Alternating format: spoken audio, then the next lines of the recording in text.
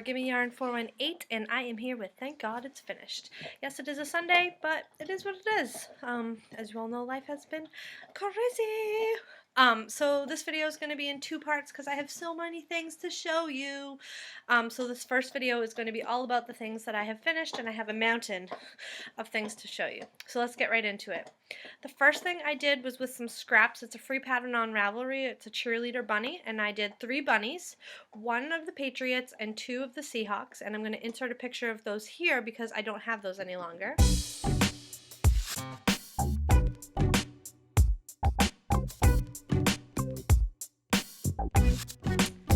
And then with that same pattern, I adapted it into a bear, just shortened the ears, and I made Kristen an Ohio State bear.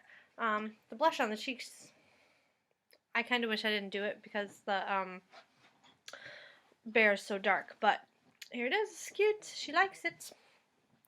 The next thing, if you remember, I had that Premier Yarns Mega, and with 1 skein of Mega, I made this monster. He is from the Big Book of Knitted Monsters. I'm trying to refer to my patterns.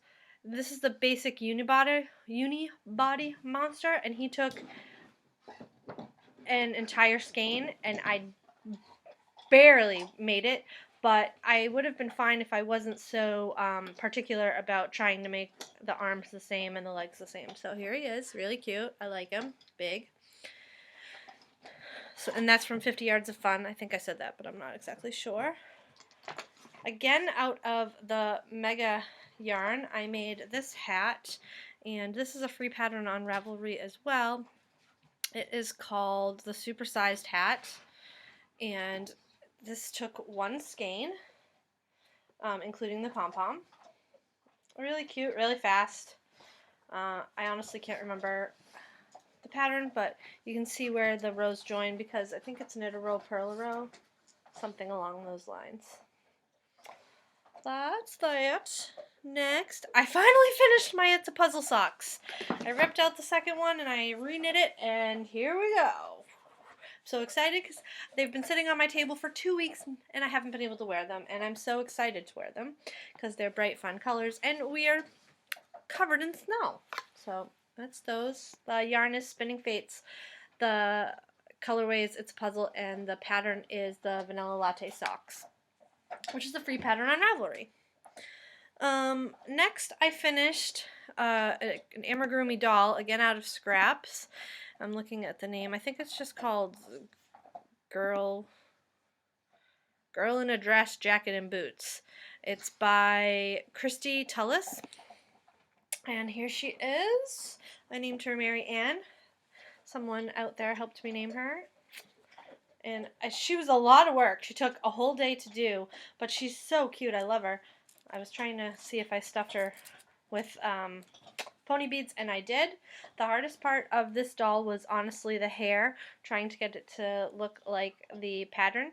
I did not succeed, but I love her nonetheless. She's really cute. She's been sitting on a shelf in the dining room, waiting for her debut on TGIF.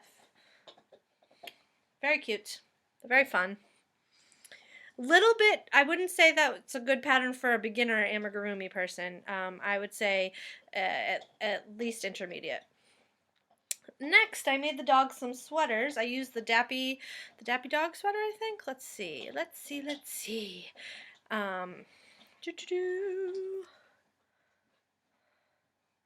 Sorry, I think it's the Dandy Dog sweater by Fiber Trends. It's a pay-for pattern.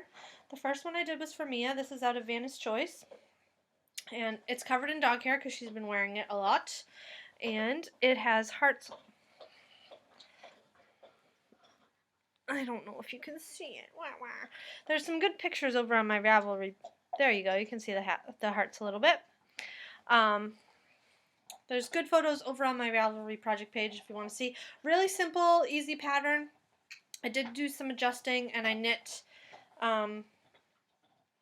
the body and the underside together when I added the collar, and knit the collar in the round rather than doing it flat. So this is out of Vanna's Choice. I think I said that. And then for Dewey, I did the mock cable one, and his is out of Bernat Super Value in some green color. And here it is. Little armholes. And this one's showing up a lot better than the purple because the purple's so dark, but and they fit them really well and easily adjustable because Dewey needs his belly band a little higher than Mia because he has boy parts. So, what is next? I'm sorry I'm going so quickly, but I want this to upload in less than 4 years. I came across a free pattern for a sheep. It's called the Chinese New Year Sheep / Lamb by Stephanie Jessica Rawl. I crocheted this out of some scraps and some pipsqueak in white, and here he is. I named her, it's actually her, I named her Romy. She does have a bell on, although you can't see it, but I think she's super duper cute. And she will be a welcome addition to the herd. And Mia loves her. Next, when we were going through all the stuff with Dewey, I wanted to cast something on simple and easy. So, it's simple and easy, but it's a great pattern. It's called the Winter Waffle Hat. It's by Jen Demara or Jen Likes Yarn, and I knit it out of Bernat Chunky in this color. I don't know what it is, and I finished it in a matter of hours, and it was great. It was interesting enough to keep my attention and mindless enough that I could, when I was very worried about Dewey and everything, that I didn't mess it up. So, great hat. I'll be knitting this again. It's another free pattern. I think it's on Blitsy, but if you look on my project page under the project, there is a link directly to the pattern. Next is the Sachi hat, I think it's called, or Saki hat. It's SACHY. It is the Dream in Color kit from November 2014. And I should have taken my mannequin head out for these hats, but anyway, I do have it with me. Silly me. I love the colors, and it's not my colors. So here it is. Now, I'll say a couple things. I am not a slouchy hat person, so I attempted not to make it too slouchy. I put and left a marker in where I started my decreases because as I knit this hat, I discovered that there were supposed to be 3 sections of lace, and I only did 1. Thankfully, it was a pattern for a hat and mitts, and I don't want to make the mitts, so I'm going to make another hat. That's Etsy, sorry, per the pattern. So, and I want mine a little shorter, so I wanted to remember where to decrease. But otherwise, I love it. I love the colors. It's a great pattern. I'm not sure if it's available for purchase yet, or if it's just with the kit so far. But there'll be another one of these in the near future.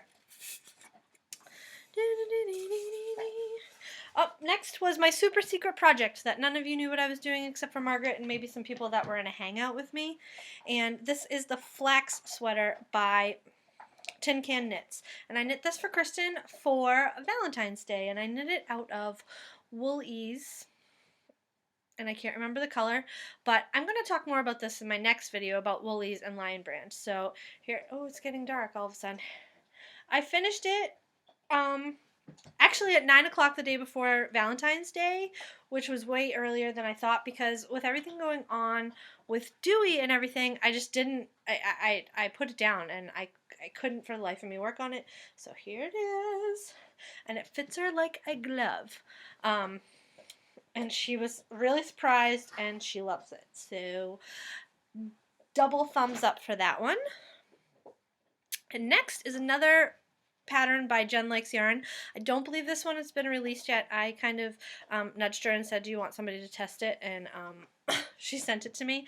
I knit this out of Cascade Eco Plus in some leftover yarn from the sweater that I gave to Margaret. And this was a fun pattern.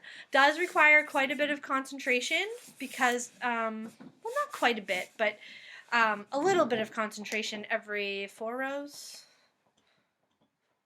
3 rows are pretty simple, and then four rows. I can't even remember, but it's a great hat. It's a lovely, lovely pattern and well written. I knit it to pattern, except I did a couple decreases at the top because I couldn't gather my hat. Whoa! Sorry about that earthquake. I couldn't get my hat to gather like Jen was able to, so I did that. And I was in an awkward space between the teardrops, where I would have had to do a whole nother repeat, and then it would have been way too long. So I love it. I think it looks like peacock feathers. I'm going to be giving this to my LYS and printing out the pattern when it's available, because as I was knitting it, everybody was drooling over it. So Jen, everybody loved this pattern. So there's that. And last but certainly not least in my FOs is the Easy. I knit this out of Knit Picks Shimmer in a pink, the rouge color, I don't know. And here it is. I have woven in the ends, but I haven't cut the tails off because I still have to block it. I literally just bound this off. And it's great. I love it, love it, love it. But it's too plain for me, and I knew this the whole time, and I did it intentionally because I'm going to attempt to keep this half all pink, and part of this half I'm going to dye. Hopefully, we're going to attempt, and I'm probably going to record it.